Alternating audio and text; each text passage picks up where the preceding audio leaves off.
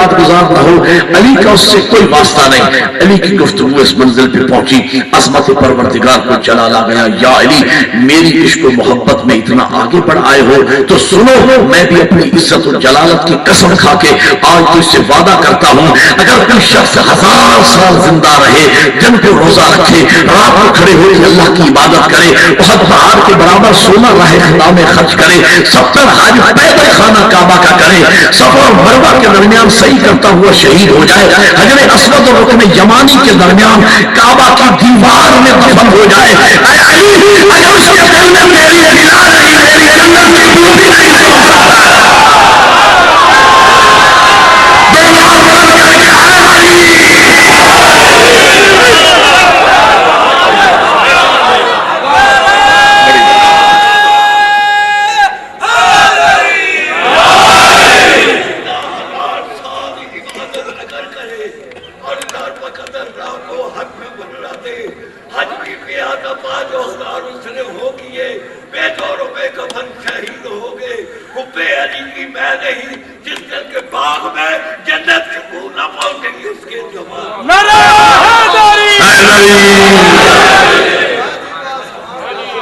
دو قسم کے لوگ ہو گئے، ایک وہ لوگ کہ جن کے دلوں میں علی کی ولایت کم ہوتی ہے، ان کی نماز قبول، روزہ قبول، حج قبول، خمس قبول، صدقات قبول، خیرات قبول، چھوٹی نیکی قبول، بڑی نیکی قبول، کیوں؟ دل میں علی جو ہے۔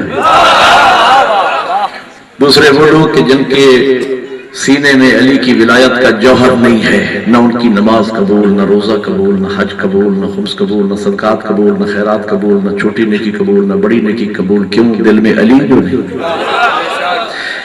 میرے بزرگ بہتر جانتے ہیں، بزرگوں سے معافی مانگ کے میں اپنی ملت کے بچوں اور نوجوانوں سے بات کرنا چاہتا ہوں، میں ان کے مذہب کا چھوٹا سا طالب علم ہوں، میرا حق بنتا ہے میں ان سے بات کروں۔ میری ملت کا نوجوان، ان کی نماز قبول نہیں، کیوں؟ دل میں علی نہیں۔ جن کی قبول ہے، اللہ نہ کرے اگر وہ پڑھے نہیں، ان کا روزہ قبول نہیں۔ جن کا قبول ہے، خدا نہ خواستہ وہ رکھے نہیں، ان کی حج قبول نہیں۔ جن کی قبول ہے وہ جائیں نہیں، ان کی زکوٰۃ قبول نہیں۔ جن کی قبول ہے وہ نکالے نہیں۔ مجھے بتاؤ پھر کربلا والوں نے یہ دین کس کے لیے بچایا ہے؟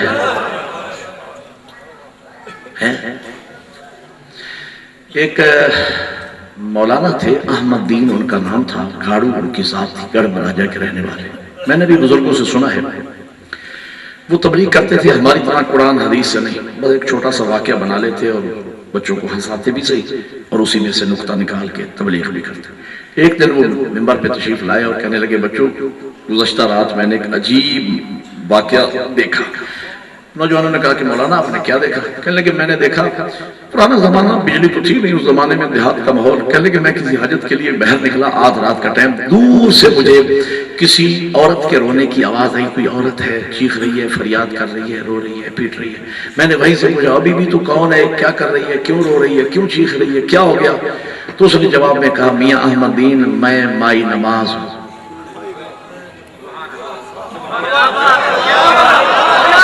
میں مائی نماز ہوں۔ تو میں نے وہاں سے پوچھا کہ بی بی نمازے، تجھے کیا ہو گیا؟ رات کی تاریکی میں یوں جنگلوں میں صحراؤں میں رو رہی ہے، پیٹ رہی ہے، فریاد کر رہی ہے، کیا ہو گیا تجھے؟ اس نے کہا، میاں احمد دین، میں بڑی بیچاری، میں بڑی مظلوم، مجھ پہ ظلم۔ میں نے پوچھا آخر ہوا کیا؟ اس نے روتے ہوئے کہا، میاں احمد دین، کربلا والے سیدوں نے بڑی مشکل سے بچا بچا بچا کے مجھے بھیجا، جا پاکستان میں ہمارے عزادار شیعہ تجھے پڑھیں گے۔ یہاں میں پاکستان میں آئی ہوں، مصیبت میں پھنس گئی ہوں، جن کے لیے بھیجا تھا وہ پڑھتے نہیں، دوسرے مجھے چھوڑتے تھے۔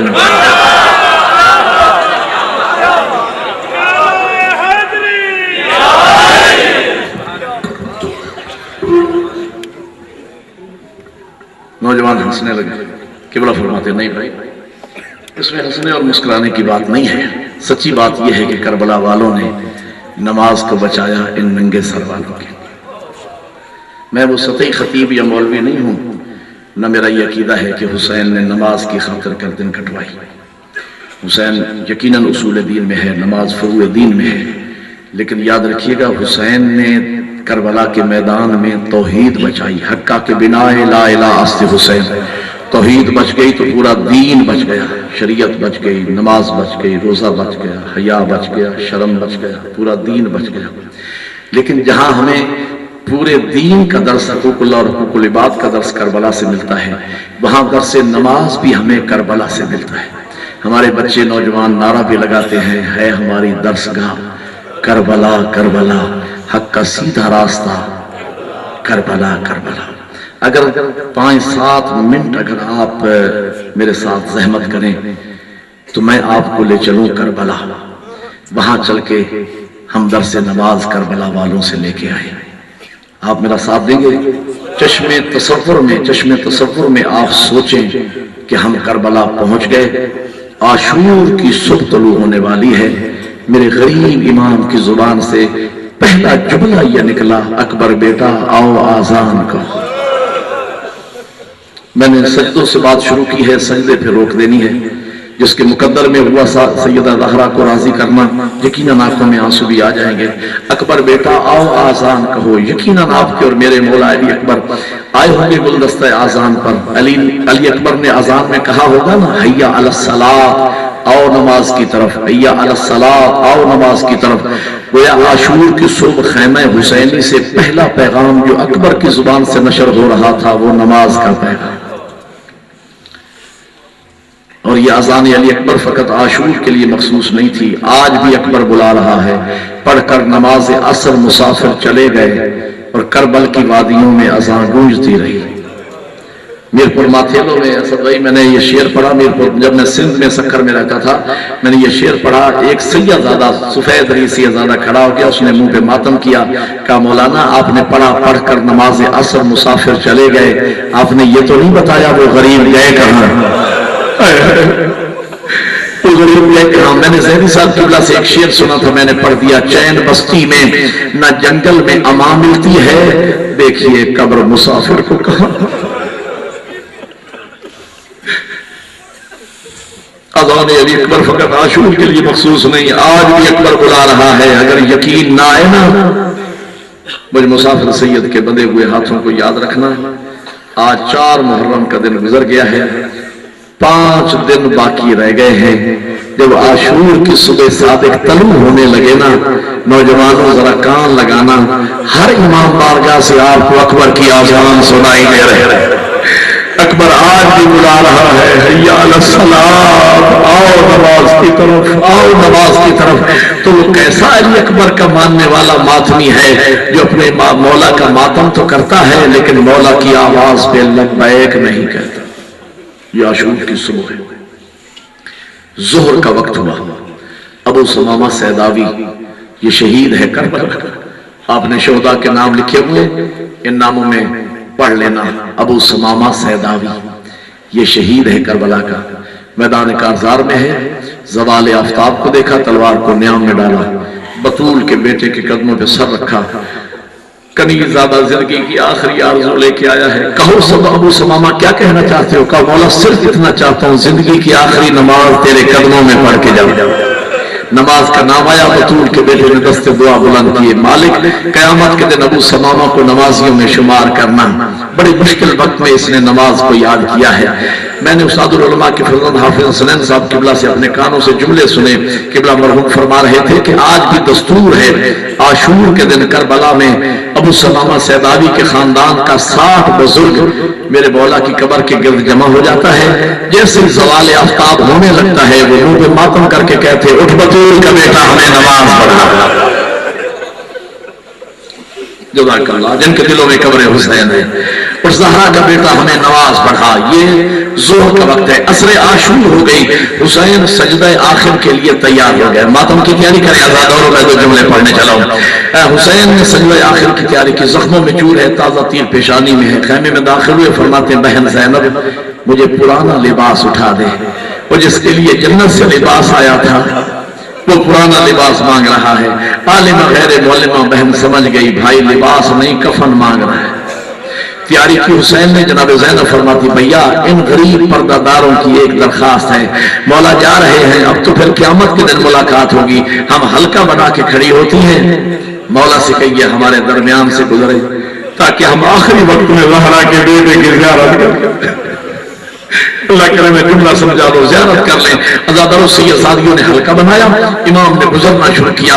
میں نے امام کی سیرت میں جملے پڑھے ہیں، جب زہرا کا بیٹا چلتا تھا نا ہمیشہ سر کو جھکا کے چلتے تھے۔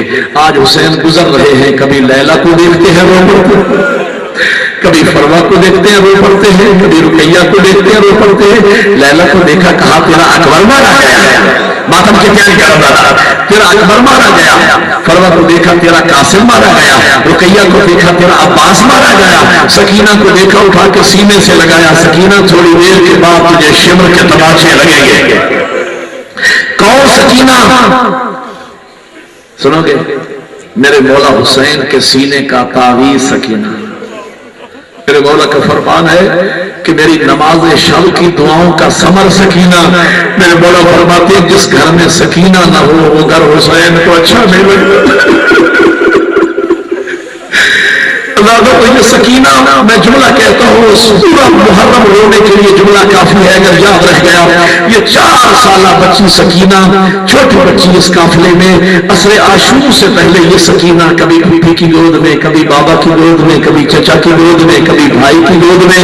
عصر عاشور کے بعد کوئی ایسا انقلاب آ گیا، وہی سکینہ کبھی شمر کے تماچے، کبھی کھولی کی چھڑکی۔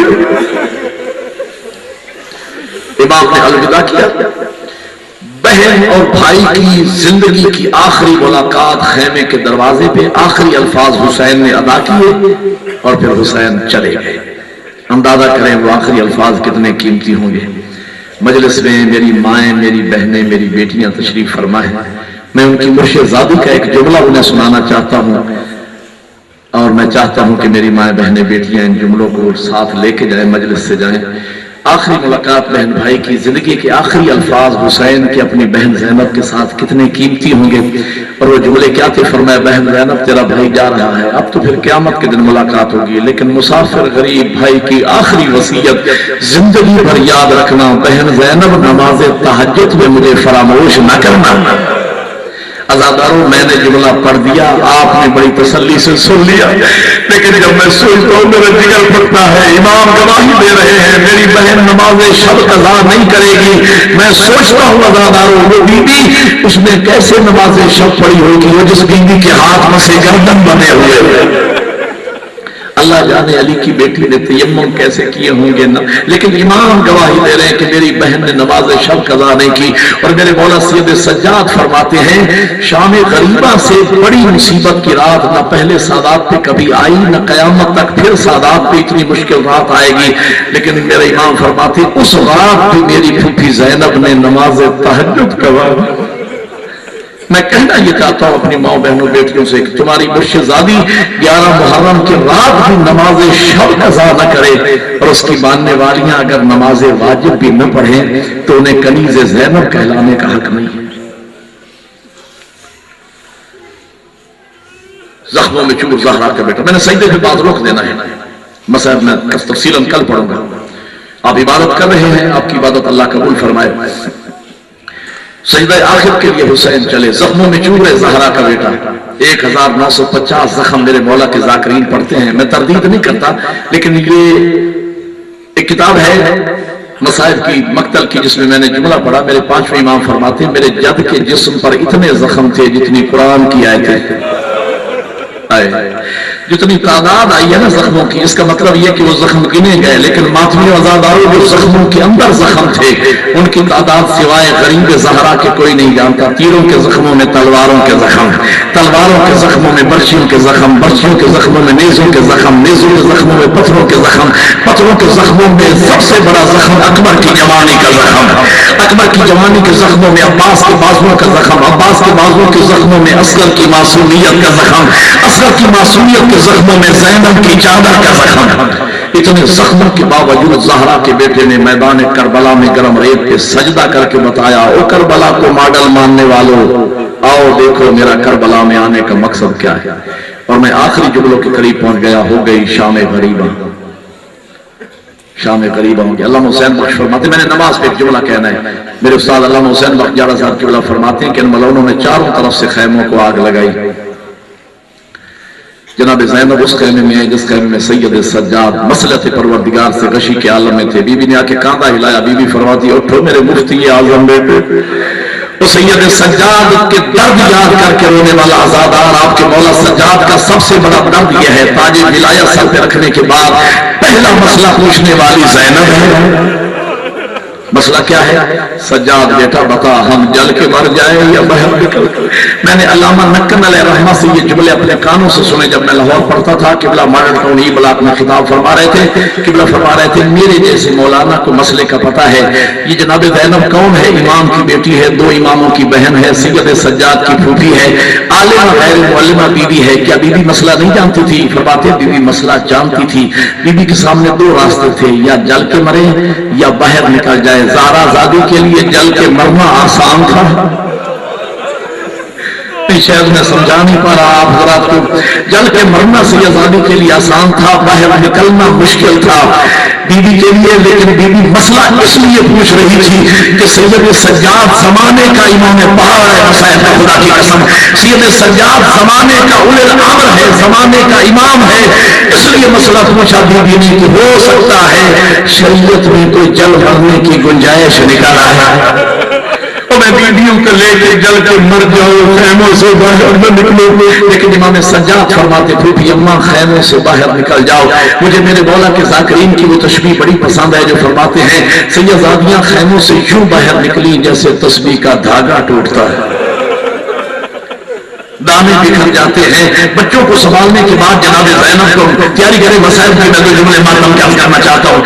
جناب زینب کو اپنے بھائی کی امانت سید سجاد یاد آئے. بی بی نے اس خیمے کا رخ کیا جس خیمے تک سید سجاد تک آگ پہنچ چکی تھی. حمید راویہ میں نے ایک پردہ دار بی بی کو جلتے ہوئے خیمے کی طرف جاتے دیکھا.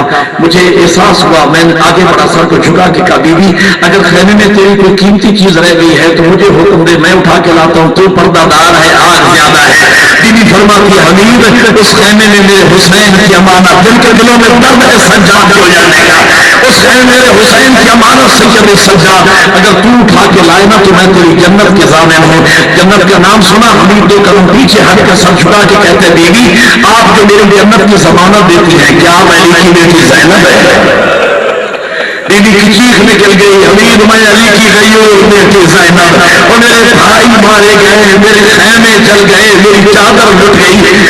حمید کہتے میں آگے بڑھا پا کہ سید سجاد کو لے آؤں, لیکن آگ اتنی زیادہ تھی میری ہمت نہ ہوئی. میں واپس پلٹا, میں نے سر چڑھا کے کہا بی بی آگ بہت زیادہ ہے, میں آگے جا نہیں سکتا. کہ بی بی نے رو کے کہا حمید تیرا لگتا جو کچھ نہیں, اور میرے دل سے پوچھ میرے حسین کی امانت. حمید کہتے کہ بی بی نے دونوں ہاتھ سر پہ رکھ کے کہا اللہ ایک منٹ کی رحمت ماتم کرنے تو آپ کیا نہ کرنا. اللہ اکبر یہ کہہ کر سیدزادی نے اپنے آپ کو جلتے ہوئے خیمے میں داخل کیا. اور حمید کہتا میں مر جاتا یہ منظر نہ دیکھتا. تھوڑی دیر کے بعد قیامت کا منظر تھا جب سیدزادی خیمے سے باہر نکلی, پشت پہ سید سجاد بی بی کے روز بدل کی طرح پھر گیا.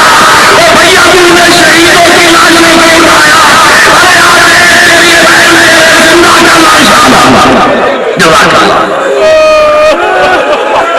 جزاک یہی ہے تیرے زندہ کا لاشا لا رہی ہے. عزاداروں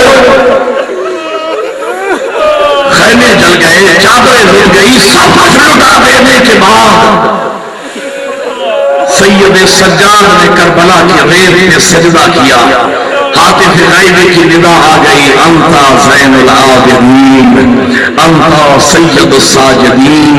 وہ کربلا کہ جس کی ابتدا آذان علی اکبر سے ہو اور جس کا اختتام سید سجاد کے سجدوں پہ ہو, اس کربلا کو ماڈل ماننے والا نوجوان کبھی بے نماز نہیں ہو سکتا.